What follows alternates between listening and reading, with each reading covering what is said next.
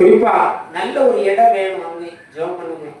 ஏன்னா மாற்றுத்திறனாளிகளுக்கு இடம் கிடைப்பதில்லை, இடம் கொடுப்பதில்லை. எல்லாருக்கும் ஒரு ஒத்த மனது இருந்தால் மட்டும்தான் அந்த ஊழியங்கள் அங்கே நடைபெறும். இப்போ நம்ம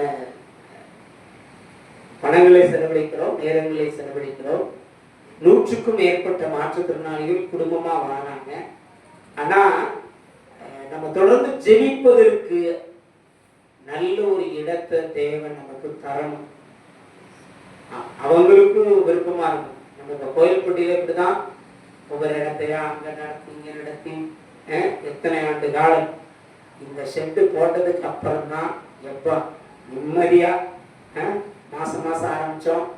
அப்படியே மாசத்துல 2 முறை கொண்டு வந்தோம். அப்படி வாரந்தோறும் என்ன செஞ்சிட்டோம், ஆராதனை ஆண்டவர் நடத்த நம்ம உதவி செய்யணும். இப்ப இந்த ஷெட்டு போடல நம்ம என்ன செய்வோம், ஒவ்வொரு இடமா கேட்போம். ஐயா இடம் கொடுங்க, இடம் கொடுங்க நம்ம கேட்போம். ஆனா ஏசப்பா நம்ம விடலை. கொஞ்சம் வெக்கையா இருக்கு. ஆமா, எல்லாருக்கும் வெக்கதான், என்ன செய்ய வெக்க பிடிக்கல. ஆனாலும் இருப்பதற்கு நல்ல இடத்தை, ஆராதனை செய்வதற்கு நல்ல இடத்தை ஏசப்பா நமக்கு என்ன செஞ்சிருக்காங்க, வந்திருக்கிறாங்க. அதற்காக நம்ம தேவனுக்கு நன்றி சொல்லுவோம். சரி, இப்பொழுது நம்ம தேவ செய்திக்கு நேராக கடந்து செல்வோம். இருக்கிற இடங்கள்ல நம்ம தலைகளை தாக்கி தேவ சமூகத்திலே நம்மை அர்ப்பணிப்போம்.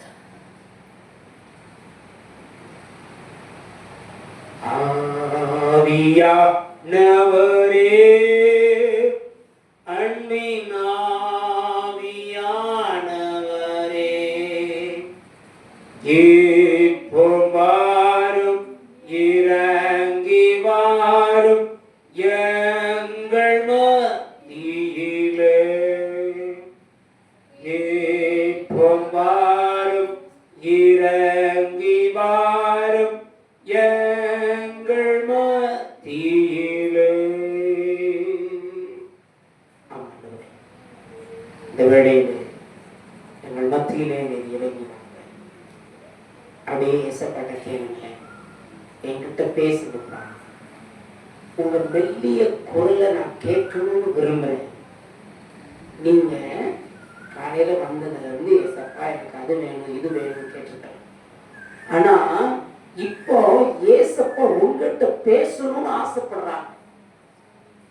என் பிள்ளை கிட்ட நான் பேசணும், என் மகன் கிட்ட என் மகா கிட்ட நான் பேசணும்னு ஏசப்பா ஆசைப்படுறாங்க. அதற்கு நீங்களும் நானும் நம்முடைய இருதயத்தை திறந்து கொடுக்கிறோமா? நம்முடைய இருதயத்தை ஏசப்பாவுக்கு நேரா கொடுக்கிறோமா? ஆண்டவரே நீங்க பேசுங்கப்பா நம்ம சொல்லி காத்திருக்கிறோமா? இல்லைன்னா உலக பிரகாரமான காரியங்களுக்கு நம்ம செவி சாய்க்கிறோம். கொஞ்சம் யோசித்து பாருங்க. இல்லை, நம்ம ஏசப்பாவை மட்டும்தான் பார்க்கணும்.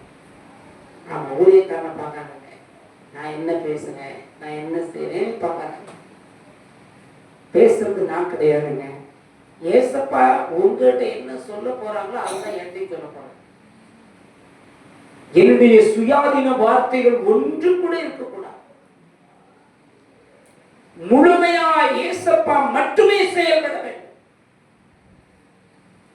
ஆமாப்பா, எங்களோடு பேசுங்கப்பா, எங்களோடு இடைபடுங்கப்பா.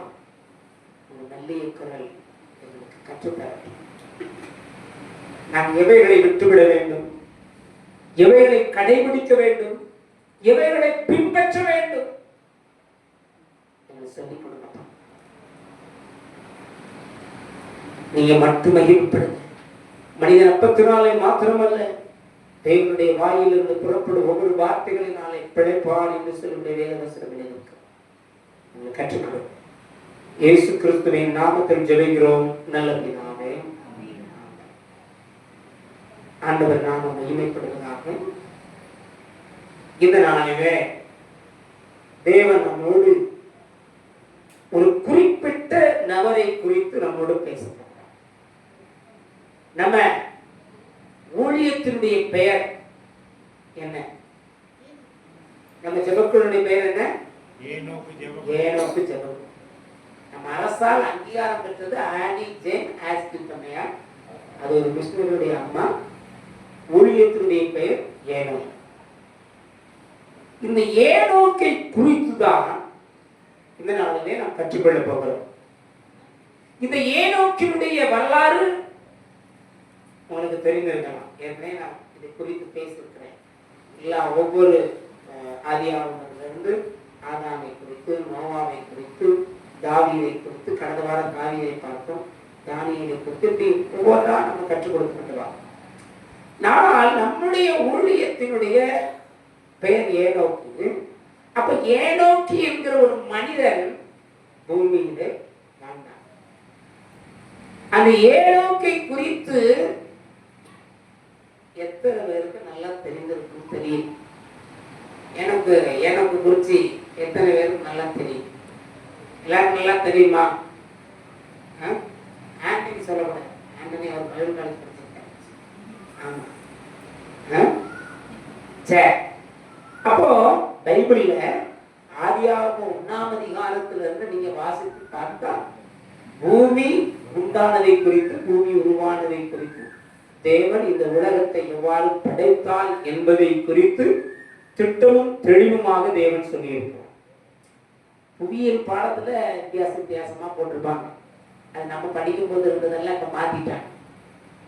ஆனா நமக்கு பைபிள் சொல்லுவது மட்டுமே, இந்த வேதாகமம் சொல்லுவது மட்டுமே அது உண்மை, அது சத்தியம். ஆண்டவர் எப்படி இந்த உலகத்தை படைத்தார் என்பதை நாம் தெளிவாக வேதாகமத்தில் கற்றுக்கொள்ளலாம். இந்த உலகத்தை படைத்த தேவன் முதலாவது ஆதாம் ஏவாளை உண்டு பண்ணுகிறார். ஆதாமை படைக்கிறார். ஆதாமுடைய விழா எலும்பிலிருந்து ஏவாளை உருவாக்குகிறார். அதற்கப்புறம் ஆதாம் சேத்தை பெறுகிறான். சேத்திலிருந்து ஒவ்வொரு சந்ததியாக ஆண்டவர் உருவாக்கி கொண்டிருக்கிறார். ஆண்டவர் 5ஆம் அதிகாரத்திலே 21 சொல்லுகிறார். ஆதியாகமம் 5:21. ஏனோக்கு 65 வயதான போது பெத்சாவை பெற்றான். ஏனோக்கு 65 வயது ஆனபோது பெத்சாவை பெற்றான். 22.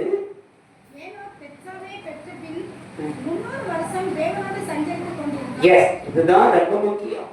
எத்தனை ஆண்டுகள் சஞ்சரித்தான்? 300 ஆண்டுகள் ஏனோக்கு ஆண்டவரோடு சஞ்சரித்தான். அவன் வாழ்ந்த காலம் 365 ஆண்டுகள். இன்னைக்கு நம்ம ஒரு வருடத்திற்கு எத்தனை நாட்கள்? 365 நாட்கள். ஏனோக்கு வாழ்ந்தது எத்தனை? 365 நாட்கள். தேவன் நமக்கு கொடுத்த கட்டளை எத்தனை? 365. அதுல செய்யாதே என்று தேவன் சொல்லி இருக்கிறார். அதுல 248 கட்டளை இதையெல்லாம் செய்யாதே அப்படி என்றுதான் தேவன் சொல்லியிருக்கிறார். மீறி உள்ள கட்டளைகள் தான் செய் என்று சொல்லி இருக்கிறார். எனக்கு அன்பானவர்களே, இந்த 365 என்பது வேதாகமத்திலே ஒரு முக்கியமான எண். இந்த 365 நாட்கள் ஏனோக்கு வாழ்ந்தான். ஆனால் 300 ஆண்டுகள் ஆண்டவரோடே சஞ்சரித்தான். அல்லேலூயா. ஏனோக்கு என்றால் அர்ப்பணிப்பு. அர்ப்பணிப்பு.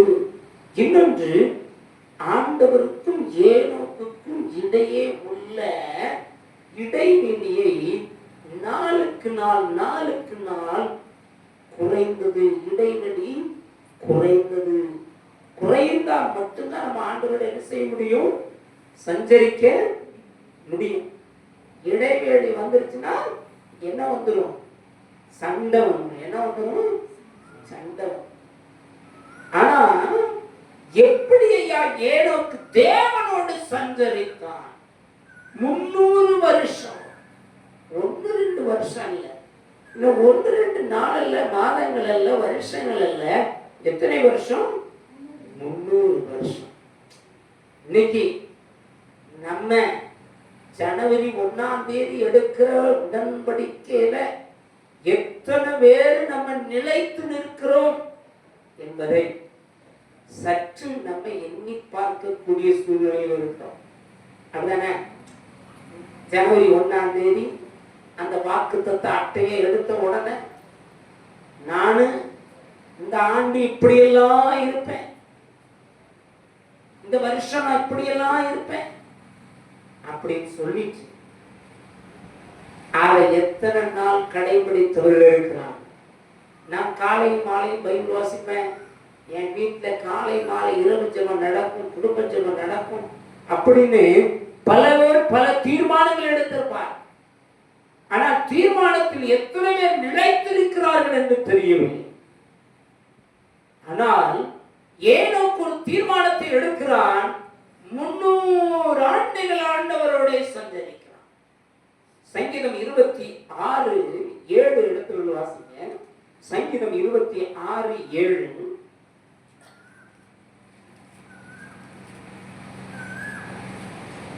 நான் குற்றமில்லாத நிலையில் என் கைகளை கழுவி உம்முடைய பீடத்திலே சுற்றுவேன். குற்றமில்லாத என் கைகளை கழுவி உம்முடைய பீடத்திலே சுற்றுவேன். 6 வசனம். கர்த்தாவே, நான் துதியின் சத்தத்தை துதிக்க பண்ணி உம்முடைய அதிசயங்களை எல்லாம் விவரிக்க. அவரை எப்பொழுதும் துதிக்க வேண்டும். அப்போ ஏனோக்கு எப்படிப்பட்டவனா இருந்தான்? நீ 7 பார்க்கும் பொழுது குற்றமில்லாத இரத்தம், குற்றமில்லாதவன், பாவம் இல்லாதவன், பொய் சொல்லாதவன், தேவனுக்கு பிரியமாய் நடந்தான். இன்னைக்கு எத்தனை பேர் பாவம் செய்யாம இருக்கிறாங்க, எத்தனை பேர் பொய் சொல்லாம இருக்கிறாங்க. இன்னைக்கு எடுத்ததெல்லாம் பொய். ஆமா, இந்த போன் வந்ததுதான். ஆமா, பொய்யா சொல்லுவான். எல்லாரும் தான், இன்க்ளூட் என்னையும் சேர்த்து தான். ஆமா, ஏன்னா அங்க வர்றதுக்கு முன்னால இங்க வந்துட்டோம், எங்க வந்துகிட்டு இந்த வந்துகிட்டு இருக்கேன் அப்படின்னு எங்க டீச்சர் இன்னைக்கு என்னைக்கு நான் திருநெல்வேலியில் நாளைக்கு வரேன் டீச்சர் அப்படின்னு. நான் கிளம்புறதுக்கு முன்னால் ஒரு ஃபோன் வரும், கிளம்பியாச்சான்னு கேட்பாங்க. இங்கே கிளம்பியிருக்கே மாட்டோம், கிளம்பியாச்சு டீச்சர். இப்போ எங்களுக்குள்ள வந்துகிட்டு இருக்கேன், கயத்தாரில் வந்துகிட்டு இருக்கேன் டீச்சர். ஆனால் வண்டி போய்பட்டியில் தான் அப்படி கயப்பார இன்னுமாடா வர. ஆமா டீச்சர், வண்டி கொஞ்சம் ஸ்லோவா தான் வருது. இப்ப வந்து காரணம் என்னன்னா, நம்ம அவங்களையும் அப்படியே கொண்டு போகணும், அவங்களையும் கோவப்படக்கூடாது, கோவப்படக்கூடாது. நம்மளும் நமக்காக வெயிட் பண்றவங்கள அப்படியே கொஞ்சம் உட்கார வச்சிருக்கணும். என்ன செய்யறது? அப்படித்தான் இருக்குது இந்த உலகம். நான் கணக்கு போடுறேன், எனக்கு யார் போன் பண்ணாங்கன்னா அவங்க சொல்றாங்கன்னா ஒரு 10 நிமிஷம்னா சரி, 1/2 மணி நேரம் ஆகும் அப்படின்னா, ஏன்னா நம்ம என்ன செய்யறோமோ அதே மாதிரி அவங்களும் இருப்பாங்க. அதனால இன்னைக்கு பொய், எதை எடுத்தாலும் பொய். அப்படிப்பட்ட உலகத்துல நம்ம வாழ்ந்து கொண்டு இருக்கிறோம். ஆமா, ஏன்னா இன்னைக்கு மனிதர்கள் அப்படித்தான் இருக்கிறாங்க. அதற்காக என்ன செய்ய? ஆனால் நம்மை மாற்றிக்கொள்ள வேண்டும். ஆனால் ஏனோக்கு என்ன செய்கிறான்? குற்றமில்லாத, தேவனுக்கு பிரியமா, தேவனுக்கு பயந்தவனா, தேவனுக்கு உகந்தவனா, ஒரு நல்ல பாத்திரமானாய் தேவனோடு சஞ்சரிக்கிறான். எனக்கு அன்பானவர்களே, நீங்களும் நானும் தேவனோடு சஞ்சரிக்க வேண்டும் என்றுதான் ஆண்டவர் உங்களை இந்த இடத்திற்கு கொண்டு வந்திருக்கிறார். ஹல்லேலூயா. இந்த ஏனோக்கு என்பது என்ன? இது சும்மா நாங்களா பேர் சூட்டினது கிடையாது. ஆமா, எனக்கு ஏனோக்க ரொம்ப பிடிக்கும், ஜான ரொம்ப பிடிக்கும், யோவான ரொம்ப பிடிக்கும். யோவான் சீஷனையும் பிடிக்கும், யோவான் ஸ்நானகனையும் பிடிக்கும். இந்த 2 பேரையும் எனக்கு ரொம்ப, இந்த 3 பேரையும் எனக்கு வேதாகமத்தில் மிகவும் என்னை கவர்ந்தவர்கள். அவர்களை கொண்டு நான் நிறைய காரியங்களை கற்றுக்கொண்டேன். யோவான் என்ற சுவிசேஷத்தை தான் நான் ரொம்ப அதிகமாக நான் வாசித்திருக்கிறேன். என்னுடைய வேதனைகளிலே, என்னுடைய கண்ணீர் சூழ்ந்த பாதைகளிலே நான் எப்பெல்லாம் கவலையா இருந்தேனோ, எப்போ என் பெற்றோரை இழந்து தவித்த நாட்களில் எல்லாம் நான் அதிகமாக வாசித்தது யோவான் எழுதின சுவிசேஷத்தையும் யோபு எழுதின புத்தகத்தையும் நான் அதிகமாக படித்திருக்கிறேன். அதன் மூலம் தேவன் என்னோடு பல நாட்கள் பேசியிருக்கிறார். அதனால்தான் எனக்கு எங்க பாப்பா பிறப்பதற்கு முன்பதாகவே தேவன் பெயர் கொடுத்தார். ஜேனோக்கி என்று பெயரை கொடுத்தார். ஜேனோக்கி என்றால் ஜே ஜானையும் ஏனோக்கையும் குறிக்கக்கூடியது. ஆகையால் ஜேனோக்கி என்று நாங்கள் பெயர் வைத்தோம். ஆனால் ஏனோக்கி என்று எப்பொழுது பெயர் வைத்தோம்? நாம் இந்த ஜெப முகாம், ஒரு பக்கம் ஜெப முகாம், இன்னொரு புறம் கான்ஃபரன்ஸ் ஜெபம். இந்த கான்ஃபரன்ஸ் ஜெபம் கிட்டத்தட்ட 6 ஆண்டுகளாக நடைபெற்றுக் கொண்டிருக்கிறது. இந்த கொரோனா காலத்தில் ஆரம்பிக்கும் பொழுது, ஐயா இந்த ஊழியத்திற்கு ஒரு பெயர் சூட்டப்பட வேண்டும், இந்த ஜெபக்குழுவிற்கு ஒரு பெயர் சூட்டப்பட வேண்டும். நாங்கள் கூடி ஆலோசனை செய்தோம், ஜெபித்தோம். ஜெபித்து பதில் சொல்லுங்கள் என்று சொன்னோம். ஆண்டவர் ஏனோக்கு என்று சொன்னார். அதான் ஏனோக்கு ஊழியம். ஏன்னா நீங்களும் நானும் இந்த ஊழியத்திற்கு உதவி செய்கிறவர்களும், இந்த ஊழியத்திற்காக கொடுக்கிறவர்களும், ஜெபிக்கிறவர்களும் ஏனோக்கை போல ஆண்டவரோடு சஞ்சரிக்க வேண்டும். ஹல்லேலூயா. நீங்களும் நானும் நம்முடைய இயேசப்பாவோடு சஞ்சரிக்கணுங்க. இந்த உலகத்தோடு அல்ல. இந்த உலகம் நம்மை வெறுக்கும். இந்த உலகம் உங்களையும் என்னையும் காயப்படுத்தும். இந்த உலகம் உன்னையும் உங்களையும் என்னையும் என்ன செய்யும்? ரொம்ப வேதனைப்படுத்தும். நீங்க அதெல்லாம் தாண்டி தான் வந்திருப்பீங்க. நான் உணர்ந்து இருக்கிறேன். ஒவ்வொரு பேருக்கு மைக்க கொடுத்தா சொல்லுவீங்க, உங்களுடைய காயத்தை சொல்லுவீங்க, உங்களுடைய அவமானத்தை சொல்லுவீங்க. ஆனால் உங்களையும் என்னையும் அவமானப்படுத்தாத ஒரு தேவன் உண்டு. உங்களையும் என்னையும் காயப்படுத்தாத ஒருவர் உண்டு. உங்களையும் என்னையும் வெட்கப்படுத்தாத ஒருவர் உண்டு. அது ஆண்டவராகிய இயேசு கிறிஸ்து. ஹல்லேலூயா. அப்படிப்பட்ட தேவன் தான் நம்ம ஜீவனுள்ள தேவனை கும்பிடுறோங்க, உயிருள்ள ராஜாவை கும்பிடுறோங்க. நம்ம செடிக்கும் பொழுது தேவன் அற்புதத்தை செய்கிறார். நான் என்னுடைய வாழ்க்கையில அனுபவத்துல இருந்து தான் நான் எதையும் பேசுறேன். நான் எடுத்து கூட 2 வார்த்தைகளை சொல்லி நான் பேசுறேன். நான் இங்க எடுத்துருக்கேன். ஏன்னா நான் ஒவ்வொரு நிமிடமும் நான் எனக்குள் இருக்கிற வேதனைகளை எந்த மனிதன் சொல்லி நான் அழுவது கிடையாது. என் பெற்றோரை இழந்ததில் இருந்து என் தேவனோடு தான் சில காரியங்களில் ஆண்டவரே எனக்கு இதை செய்ய வேண்டும் செய்ய வேண்டும் என்று தேவனோடு நான் சண்டையிட்ட நாட்கள் உண்டு. காரணம் என்ன? என்னுடைய வாழ்க்கை அவ்வளவு பரிதாபமா இருந்தது. ஐயா என்னை பிச்சை எடுக்க வந்த இடத்துக்கு என்னை கொண்டு வந்த இந்த உலகத்திற்கு என்று கேட்ட நாட்கள் எல்லாம் உண்டு. ஆனால் என் தகப்பனின் இயேசப்பா ஒரு நாளும் என்னை கைவிடலைங்க. ஹல்லேலூயா. வேதனை உண்டு, கவலைகள் உண்டு, கண்ணீர் உண்டு, கஷ்டங்கள் உண்டு. இந்த கோவில்பட்டி பட்டணத்திற்கு வரும்பொழுது நான் எப்படிப்பட்டவனாக வந்தேன். ஆனால் இன்று ஆண்டவர் அரசு வேலையை கொடுத்து எல்லாருக்கும் ஆசீர்வாதமாக வைத்திருக்கிறார் என்றால் அது தேவனுடைய பெரிய கிருபை. பெரிய கிருபை. நான் அடிக்கடி சொல்வது உண்டு, கர்த்தரால் தேவனால் கூடாத காரியம் ஒன்றுமே இல்லைங்க. அவரால் ஒன்றுமே இல்லை, எல்லாம் செய்ய முடியும். அவர் என்னை பெயர் சொல்லி அழைத்ததினாலே இந்த கழுதை எனக்கு வேணும், நான் அரசு வேலைக்கு வரணும்னு ஆசைப்படுறேன். இந்த ஊழியத்தை செய்வோம். ஆனா சூழ்நிலைகள் மாறும் என்பது மட்டும் எனக்கு தெரியும். ஆனா என்னுடைய மனைவி விடாமல் ஜெபித்தார். டிஎச் முடித்தேன், அப்பாயின்மெண்ட் கிடைக்கல, டெட் எழுதினேன், அந்த ஒரு வேலை வைத்து கொடுத்தார். ஹல்லேலூயா. சொந்த இடத்துல வந்துதான் ஊழியத்தை செய்யணும். டிரான்ஸ்ஃபர்ல வரும்போது கூட புதுக்கோட்டை மாவட்டத்திலிருந்து டிரான்ஸ்ஃபர்ல வரணும்னு கோவில்பட்டிக்கு நான் நினைக்கவே இல்லை. நான் முதல்ல பார்த்த இடம் கன்னியாகுமரியில கிடைக்குமா, கொஞ்சம் கடற்கரை ஓரமா இருந்துட்டு வருவோம் அப்படின்னு நினைச்சேன். ஆண்டவர் ஒரே போடுதான், உனக்கு இருக்கிற இடம் தென் மாவட்டத்தில் வேற எங்கேயுமே இடம் இல்லை, காமநாயக்கம்பட்டியில தான் இடம் இருக்கு, நீ போய் அங்க போய் ஊழியத்தை செய், விட்டுட்டு வந்த ஊழியத்தை ஆரம்பி, விட்டுட்டு வந்த ஊழியத்தை செய் என்று சொன்னார். அதனால்தான் ஆண்டவர் 2 வருஷம் முடியறதுக்குள்ள என்ன செஞ்சாரு, காமநாயக்கம்பட்டி என்ன செஞ்சாரு, கொண்டு வந்து விட்டார். ஹல்லேலூயா. நீங்க அதுல இருந்து தொடர்ச்சியாக ஆண்டவர் இந்த ஊழியத்தை நடத்தி கொண்டிருக்கிறார். எதற்காக? நான் மட்டுமல்ல, ஏனோக்கை போல நான் மட்டுமல்ல, என்னை போன்ற சகோதர சகோதரிகள், ஆண்டவரை பற்றி அறியாத என்னுடைய உடன் பிறந்த பிரவா சகோதர சகோதரிகள் எல்லாம் ஏனோக்கை போல் தேவனோடு சஞ்சரிக்க வேண்டுமே.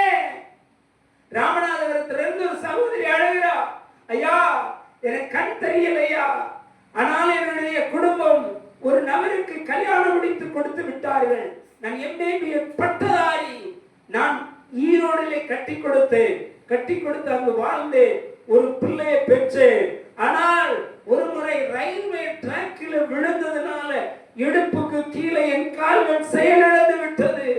இப்பொழுது என் கணவன் விட்டு சென்று விட்டார். என் குழந்தைக்கு 8 வயதாகிறது.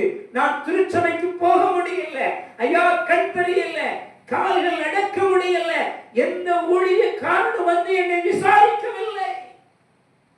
அந்த சகோதரி கான்ஃபரன்ஸ்ல வந்தாங்க, ஜெபம் பண்ணோம், அரசு உதவிகள் எல்லாம் தேடி வந்தது. கணவனும் விட்டு போன கணவனும் அவளை தேடி வந்தான். ஹல்லேலூயா. இப்படி கடற்கரை ஓரங்கள் அல்ல, எத்தனை மாற்றுத்திறனாளிகளுக்கு இன்னும் சுவிசேஷம் போகாமல் இருக்கு தெரியுமா? சுவிசேஷம் செல்லாமல் இருக்கு தெரியுமா? அந்த பிள்ளைகளுக்கு யார் சுவிசேஷம் சொல்லுவார்கள்? அந்த பிள்ளைகளுக்கு யார் ஆண்டவருடைய அன்பை காட்ட முடியும்? நீங்க எத்தனை ஊழியக்காரையா போய் சொல்லுவாங்க? பெரிய பெரிய ஊழியக்காரங்க இருக்கிறாங்க, பெரிய பெரிய ஊழியர்கள் எல்லாம் மைக்கு பிடிச்சு பேசுறாங்க. ஆனா அந்த கடற்கரை ஓரத்துல உள்ள அந்த மாற்றுத்திறனாளிகள், கண் தெரியாதவங்க, கால் நடக்க முடியாதவங்க, திருச்சபைக்கு சர்ச்சைக்கு போக முடியாம இருக்கிறவர்களுக்கு யாரையா போய் சொல்லுவாங்க? எனக்கு அன்பானவர்களே, அவர்களும் ஏனோக்கை போல தேவனோடு சஞ்சரித்து பரலோகத்திலே பங்குள்ளவர்களாய் மாற வேண்டும் அல்லவா? அதற்கு நீங்க ஏனோக்கு மாதிரி முதல்ல மாறணும். நம்ம ஜெபிக்கும் பொழுது தேவன் இந்த ஊழியத்துல ஒரு மாபெரும் மாற்றத்தை தேவன் கொண்டு வருவார். அப்ப நமக்குள்ள இருக்கிற பாவ பழக்கங்களை எல்லாம் இன்றே தேவன் நம்மை விட்டு எடுத்து போட வேண்டும். உங்களுக்கு தெரியும், தேவனுக்கு பிரியமில்லாத பாவங்கள், தேவனுக்கு பிரியமில்லாத என்ன காரியங்கள் நம்மிடத்தில் இருக்கிறது அப்படின்னு நம்ம ஒப்பு கொடுத்தா, பிரியமில்லாத என்னதப்பா இருக்குது, அதை என்னை விட்டு எடுத்து போடுங்கப்பா, என்னை விட்டு அகற்றி போடுங்கப்பா சொல்லுங்களேன். சொல்லும் பொழுது தேவன் உங்களையும் என்னையும் பரிசுத்தப்படுத்துவார். உங்களையும் என்னையும் தேவன் பரிசுத்தப்படுத்துவார். நீங்கள் நானும் ஏனோக்கு போய் சஞ்சரிக்க முடியும். ஐயா, அவன் திருமணமானவன் தான். முதலாவது ஏனோக்கு ஆண்டவரோடு சஞ்சரிக்கிறான் என்றால் முதலில் குடும்பத்தினை இடைவெளி இருக்கக்கூடாது. நீங்கள் ஆண்டவரோடு உறவாட முடியவில்லை என்றால் எங்கேயோ ஒரு குறைகள் இருக்கிறது, எங்கேயோ ஒரு குறைகள் இருக்கிறது. உங்க குடும்பத்தில் ஒரு பிரச்சனை வருகிறது, கணவன் மனைவி கிடையே ஒரு பிரச்சனை வருகிறது, குடும்பத்திலே நிம்மதி இல்லை, சந்தோஷம் இல்லை என்றால் தேவனுக்கும் உங்களுக்குள்ள உறவில் ஏதோ ஒரு பிளவு இருக்கிறது, ஏதோ ஒரு இடைவெளி இருக்கிறது. எனக்கு அன்பானவர்களே, ஏனோக்கு ஆண்டவரோடு சஞ்சரித்தால் சஞ்சரித்ததினாலே குடும்பமும் ஆசீர்வாதமாய் இருந்தது. கணவன் மனைவிக்குள்ள ஒற்றுமையும் தேவன் கொண்டு வந்தார். எனக்கு அன்பானவர்களே, இன்னைக்கு கணவன் ஒரு சர்ச்சைக்கு போறான், மனைவி ஒரு சர்ச்சைக்கு போறான்.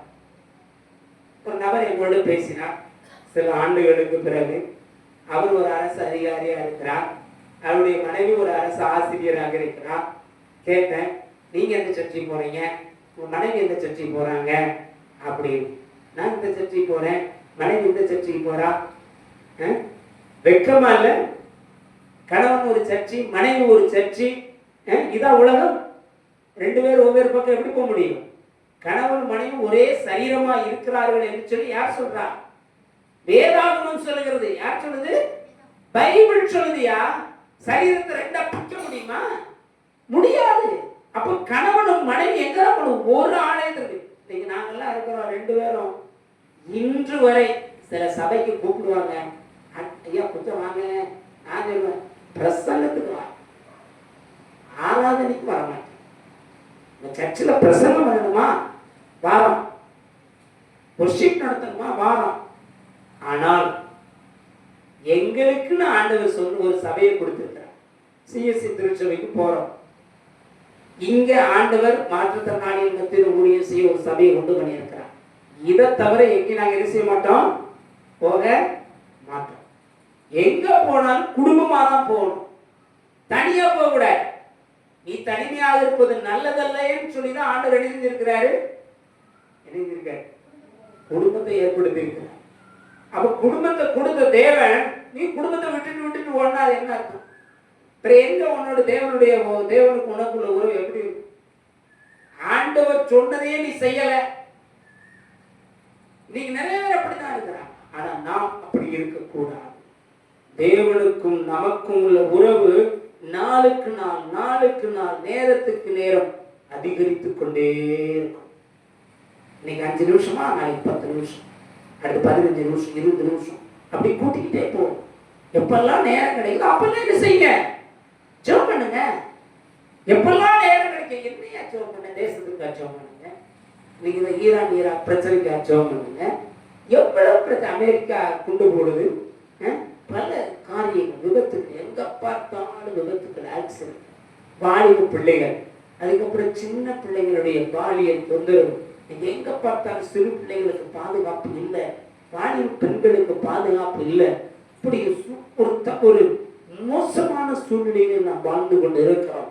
அப்படின்னா இந்த பிள்ளைகளுக்காக, இந்த வாலிப பிள்ளைகளுக்காக, சிறு பிள்ளைகளுக்காக, குழந்தைகளுக்காக யார் ஜெபம் பண்ணுவா? யார் ஜெபம் பண்ணுவா? நீங்களும் நான் தான் என்ன செய்யணும், ஜெபிக்க வேண்டும். சங்கீதம் 27:4 சொல்லுகிறது. 27:4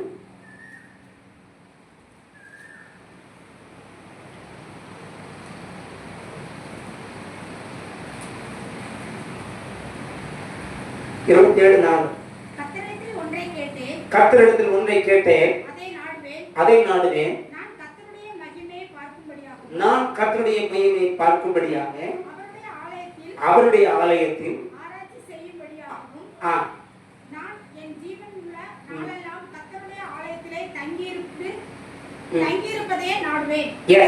நான் ஒன்றை கேட்டேன். அழகான ஒரு பாட்டு. ஒன்றே நான் கேட்டேன், அதையே நான் நாடி ஆர்வமாய் நாடுகிறேன். ஒன்றே நான் கேட்டேன், அதையே நான் தேடி ஆர்வமாய் நாடுகிறேன்.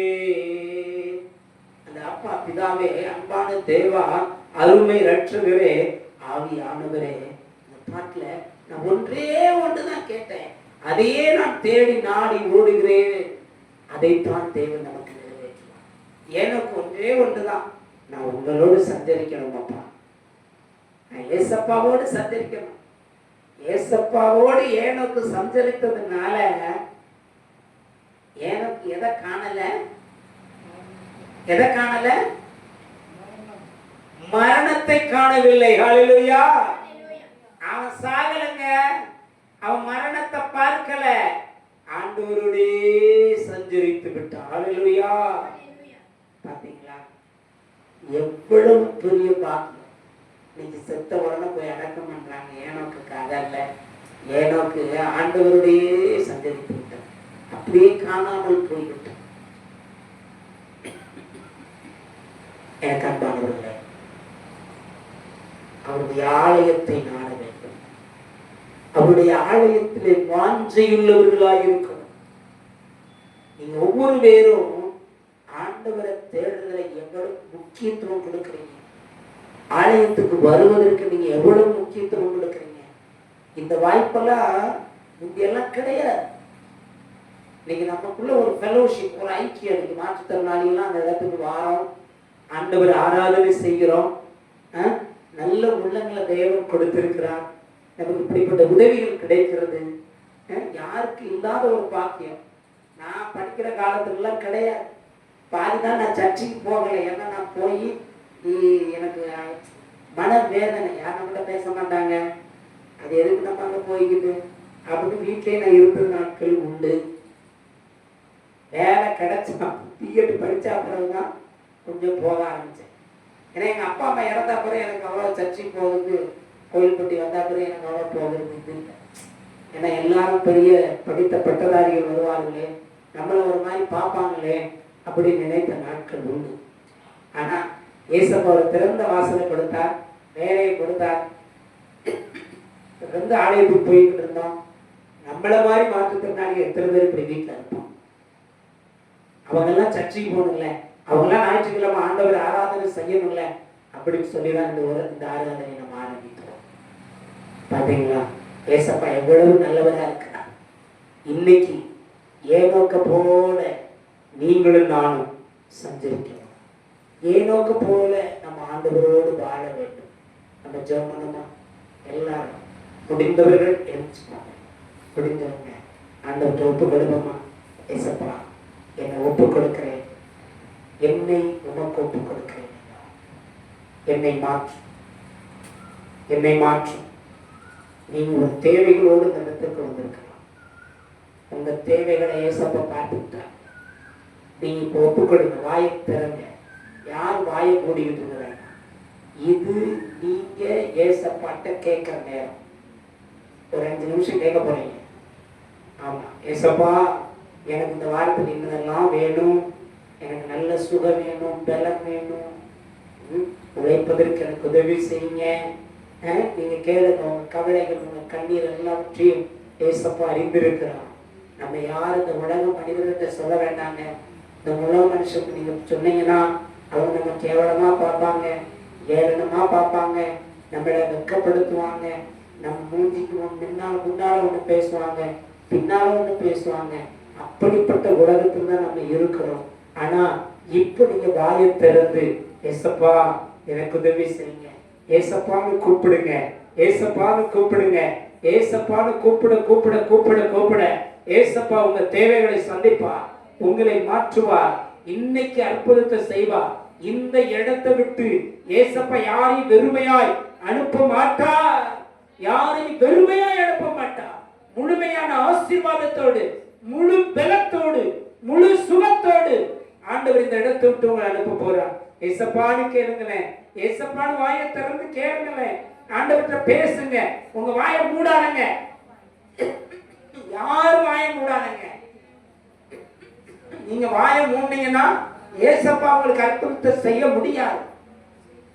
உங்க உலக பிரகாரமான பெற்றோர்கிட்ட கேட்கறத விட உங்களையும் என்னையும் இந்த உலகத்துல கொண்டு வந்த கற்பத்தின் கனி உருவாகுவதற்கு முன்னமே, இந்த உலகம் உருவாவதற்கு முன்னமே உன்னை நான் உள்ளம் கைகளிலே வரைந்து வைத்திருக்கிறேன் என்று சொன்ன தேவன் உங்க நடுவில் இருக்கிறார்.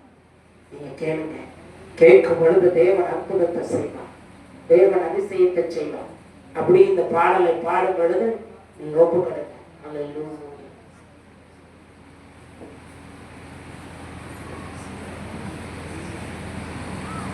அப்படியே நம்ம ஒப்புக்கொடுப்போம். அல்லேலூயா, அல்லேலூயா. சோதரே தகப்பனே நன்றி செலுத்துகிறேன். ஸ்ரீ படத்தை நாங்கள் ஒப்புக் கொடுக்கிறோம். பாவத்துக்கு சுவாமி உண்மை தகப்பனே ராஜா உடைய காலத்திலே அப்பா வைத்துக் கொள்வீராகப்பா. இஸ்வே சேதரும் சேதரும் சேதரும் சேதரும் சேதரும் குற்றம் குறைகள் தப்பிரங்கள் எனவே நாங்கள் தேவன் மன்னித்து அப்பா தகப்பனை எங்களை ஒவ்வொருவரும் இந்த காலத்திலே அர்ப்பணிக்கிறோம் சுவாமி. காலையில் எங்களோடு கூட இருங்க ஏசப்பா. சேதரும் சேதரும் சேதரும் என் கூடவேரோ ஓ இயேசுவே, நீர் இல்லாமல் நான் வாழ முடியாது. என் பக்கத்திலே ஏறும் ஓ இயேசுவே, நீர் இல்லாமல் நான் வாழ முடியாது. இருளான வாழ்க்கையிலே வெளிச்சமானினே, இருளான வாழ்க்கையிலே